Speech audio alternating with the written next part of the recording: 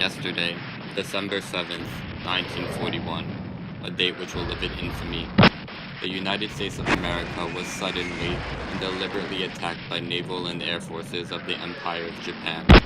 The attack yesterday on the Hawaiian Islands has caused severe damage to American naval and military forces. I regret to tell you that very many American lives have been lost. I ask that the Congress declare that since the unprovoked and dastardly attack by Japan on Sunday, December 7th, 1941, a state of war has existed between the United States and the Japanese Empire.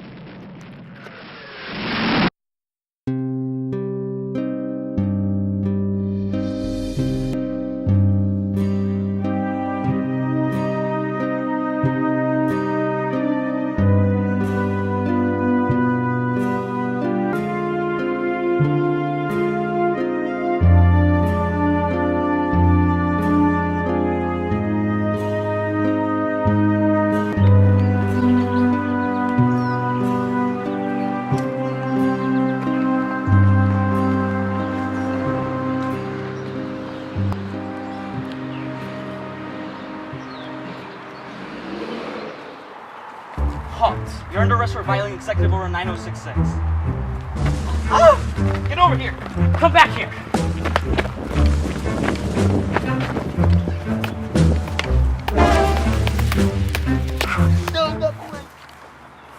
This is an absolute violation of this man's Fifth Amendment rights. No person shall be held to answer for a capital or otherwise infamous crime unless on a presentment or indictment of a grand jury, except in cases arising from land or naval forces or in the militia when in actual service in time of war or public danger.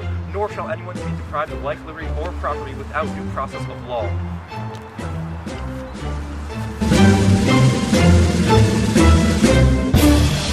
But my Fifth Amendment rights must be upheld.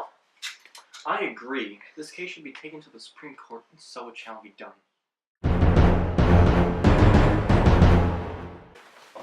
The highest court of the land will now hear the opinion of the petitioner's attorney, Mr. Collins. Get on with it. Your Honor, the enforcement of Executive Order 9066 is in direct violation of the constitutional rights of the afflicted, especially those ordained in the Fifth Amendment. It is without doubt that the forced imprisonment of any innocent American is unconstitutional and in violation of his liberty. Executive Order 9066 prescribes that military commanders may define military areas and create laws within them to protect national security. Our President forgot to include a caveat in his order, which should explain to our prestigious military commanders that this does not give them the power to violate fundamental constitutional rights. Our esteemed General DeWitt's first use of these powers was Proclamation No. 1, which orders that, and I quote, such portions or classes of persons will be excluded from the Pacific Coast military area. This is not only unreasonable, as at that time the threat of a Japanese land invasion was minimal, but also the beginning of the internment trap. Soon after the issuing of this order, internment camps were created to house Japanese Americans who could not afford to change residence, almost all of them. Before this, though, such person had not yet been defined, so Korematsu did not yet know that he was to be excluded. 1 month later, General DeWitt appended Proclamation No. 1, stating that certain people could be prohibited from leaving the military zone. This was supported by Congress, who declared that any violation of a military zone's laws is a misdemeanor. General DeWitt now declared such persons as all persons of Japanese ancestry, and they were prohibited from leaving the military area. At this point, Korematsu was aware that he was not allowed to be inside military area number 1 or leave military area number 1. Yet, he was inside military area number 1 and incapable of satisfying one command without breaking another one.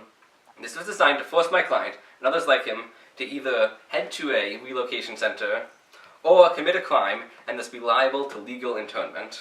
This violates Korematsu's right to due process, as he was beset by 2 laws at once, which made a crime unavoidable. This also forces him to submit to legal imprisonment, which unlawfully denied him of his liberty. The court will now hear the opinion of the U.S. Attorney. Your Honor, first, I would like to deplore the fact that such racial restrictions, as those involved in this case, are liable to being unconstitutional. But, in this case, extreme public necessity justifies this situation. In this time of war, public necessity has reached a peak. and public safety is at extreme risk. This was exemplified by the tragic Pearl Harbor attacks. And in times of war, certain civil liberties can be limited. This was already decided upon in Hirayoshi versus the United States, and the court should follow this precedent, which gives the federal government more powers that include the relocation of certain peoples. We must understand the risk of a Japanese land invasion, along with espionage and sabotage. And we know for a fact that there are disloyal members of the Japanese community. It can be understood that the petitioner, Sir Korematsu, was not affected by both proclamations, as he argues, as the proclamation which forbade him from leaving did so until another clarifying proclamation was issued. And that clarifying proclamation was the one which forbade him from residing in Military Area Number 1. It is the facts of the case of Mr. Korematsu.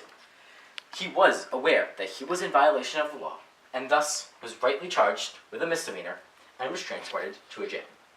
It is important to understand that the power to exclude includes the power to do so by force, if necessary, and that General DeWitt had the power to exclude under Executive Order 9066, which follows standard conventions for limiting liberties during times of war and was, as discussed, already declared constitutional by setting a precedent in Hirayoshi versus United States.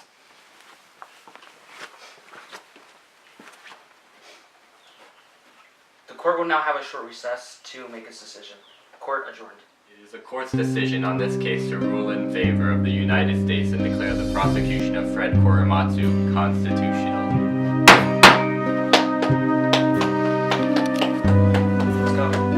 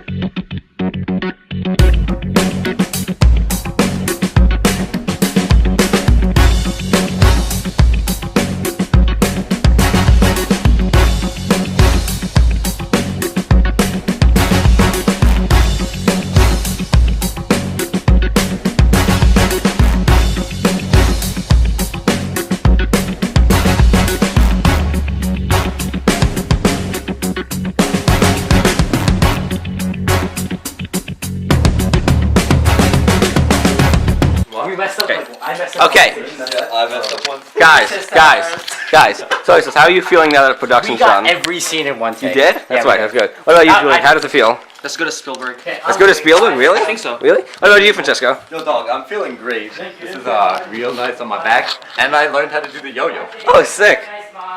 Oh, soy sauce. Goodbye. Oh, and we got spinach and mushroom pizza. Oh, Which shit. was great. Francesco, don't you have to go home with soy sauce? Oh yeah. Daniel, how are you getting home? My parents will pick me up. That's a good job.